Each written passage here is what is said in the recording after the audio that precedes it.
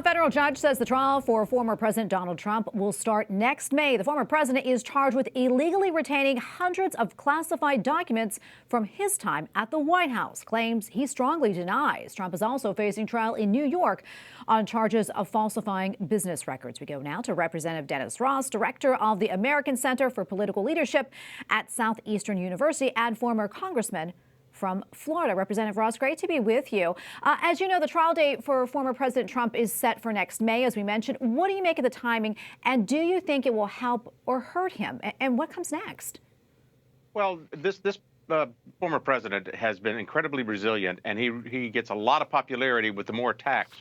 I think that the trial in May leaves open by Judge Cannon the opportunity to postpone it till after the election, which I think judicial discretion is the better part of reason. Imagine this being the front runner, the nominee for the Republican Party under indictment, under investigation, at trial, leading up to a general election. I don't think our democracy can withstand that, as fragile as it is, going into an election. And the optics look pretty bad.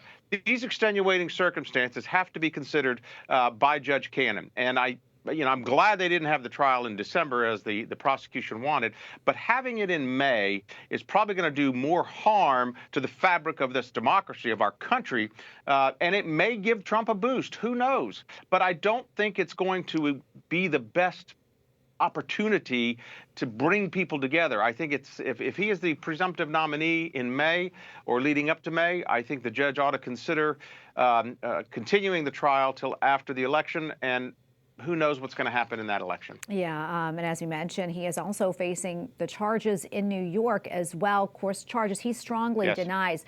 Can you take us through the impact of these charges and maybe how the trials could have an impact on him and his race for the White House, if at all?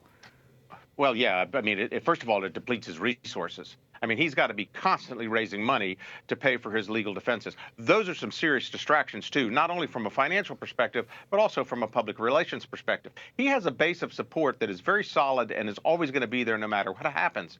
But I think that as time goes on, it looks as though he is trying to be dissuaded because of these trials, because of his accusations, because of the investigations, to either say, look, I'm not going to run anymore, which I don't think will ever happen with Donald Trump. It is going to wear on him. At 77 years old, I know he's bragging about being in great shape, but this is going to wear on him. However, he is by far leading the presidential primary polls.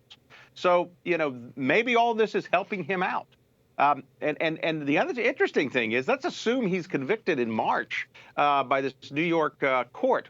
He, as a convicted felon, he could still be president. There's no prohibition against that. So it's going to be interesting to watch. I think it is going to require a lot of endurance on his part to withstand what lays ahead of him in the various courts. Yeah, indeed. We'll see what happens. Very interesting there. We have maybe a minute, sir, left, but I do want to get to this. According to the New York Post, a former business associate of Hunter Biden is set to testify on Capitol Hill this week regarding President Joe Biden's participation in around a dozen business calls with his son Hunter. How do you see this playing out?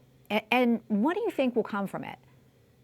Well, I don't think we've seen the silver bullet yet. The FD 1023 form that Senator Grassley released and that Congressman James Comer referred to previously is merely allegations of an informant of what they say happened in terms of Hunter Biden's illegal payments and whatnot from Burisma. There's got to be some corroborating evidence. And if this person who comes forward can corroborate that, and unimpeachably corroborate that, meaning that it's more than likely than not provable fact, then this has to be taken by the Department of Justice seriously. It has to be pursued, and it will not go away until it is resolved. All right, we got to leave it right there. Representative Ross, great to have you on again. Good to see you.